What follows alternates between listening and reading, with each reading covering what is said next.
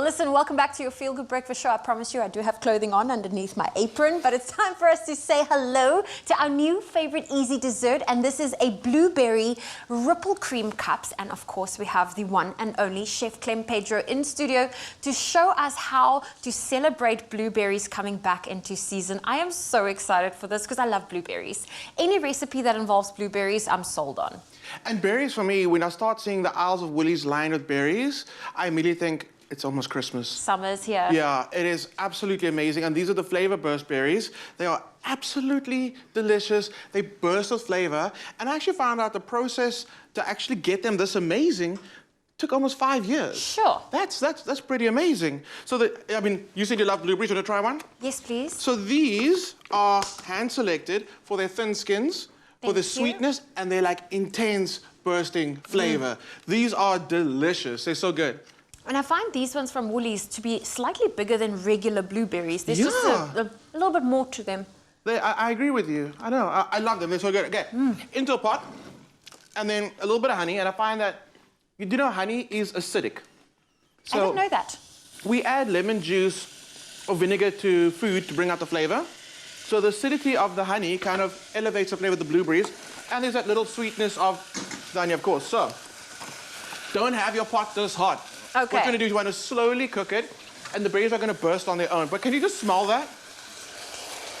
You're getting the bursts of blueberries coming through. It smells so good. So there's enough heat in there now to kind of Oh, like it's very nice and sweet. Yeah, you can smell you that. get that, yeah. Okay, so what's going to happen, that's going to cook down like a jam. So like a nice low heat, and let it do its thing on its own. So for how long would you say that process would take?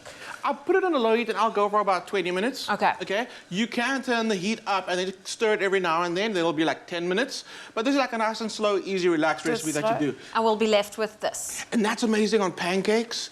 Just swirled through yogurt. It is so delicious. Even that with duck. With duck, okay. Yeah. I love duck and blueberries. So good. So again, it kind of feels very festive. It does. So it was basically festive. Okay. So I've given you the blueberries and the yogurt because I'm going to give you the job of lining our baked shells in a little bit. So let's talk about the pastry. I've got some lined up already. Super simple. Into a bowl, we're going to go flour. There we go. If you have a stand mixer, this is when you bring it out, because then it literally makes it in like 2 minutes. Not even 2 minutes, so quick. So you can also do it by hand, and that's what you're going to demonstrate for us. I'm going to demonstrate by hand. Okay, so in we go with cold butter, and we're cubing it. So we're using the fingertips now, because the palms of our hands are warmer than our fingertips. And you don't want to melt the butter. No. There we go. So, fingertips, what you're going to do is just kind of crumb it in there. I'm going to ask you if you can add some sugar into this bowl for me. Some sugar, all of the sugar? Let's go with, leave like the smallest a bit behind. Okay. Okay. So I'm just going to go with some sugar.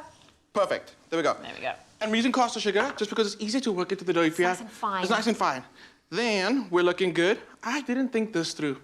Why? Now my hands are going to be like... It's okay. I'm here. I'm your sous chef. You can tell me Mark Sue and I'll do it. Then, can you add the egg yolks for me? I'll add the egg yolks for you. All of them? All of it. There you go. Perfect. And get a spatula and just break those yolks up first. And then work it in. And that's, you're going to see, it's going to start coming into a dough. You're going to bring it out on your surface, and you're going to start kneading it. When I say knead it, it's so gentle, just to work it into a ball. You don't want to also melt the butter again that's already in your pastry. And you don't want to overwork this dough. You don't want to have a chewy dough. You want a short snap. That's exactly what you want. So, believe it or not, once you start working this, it comes into a perfect ball of dough. If you find that it's still a bit dry, add a tablespoon of ice water, and it'll be fine. That's it. Okay, so we've lined our baking tin, after we rolled out our dough, with a little bit of that dough, with the pastry. Then you put baking paper, not wax paper.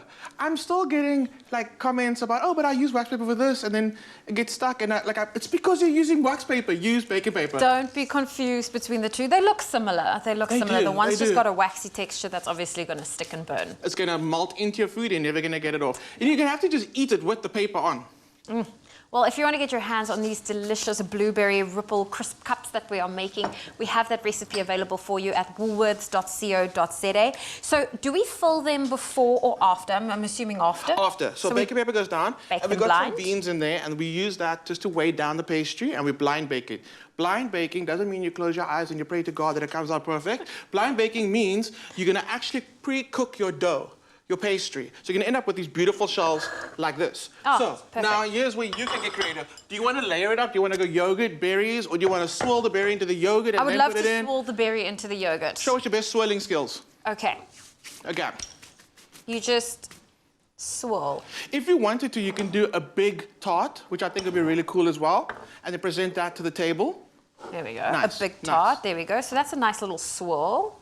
I also find like pastries for breakfast, like have you noticed Europeans have pastries for breakfast? Yes. I'm part of that life. Are you loving that lifestyle? Loving that. So this would be an amazing breakfast. Just give me the preserves. Like if you're going to serve me the pastries, give me all the trimmings with the preserves. I want the blueberries. I want the jams. I want all of the sweet things. I agree. There we go. Is Looking that good quite nice. enough? It's looking very abstract. It's like a little piece of art. Okay. Is that a compliment? It is, absolutely. And now, you want to finish it with a little dot of the blueberry? Yeah, you got another spoon for you if you want. There we go. We'll go with a clean, nice little spoon. There we go. Tiny little blueberries. Of course, if you want to get your hands on this recipe, you can find it at woolworths.co.za. Chef Clem, I am loving what we made here. That is quite pretty. Yes, I love it. Very pretty. Oh, there we go. Easy peasy. I love it. You want to take a bite? I'm going to take a bite with you. There we go. And if you've missed any of the steps to this delicious recipe, we have a recap for you. Cheers.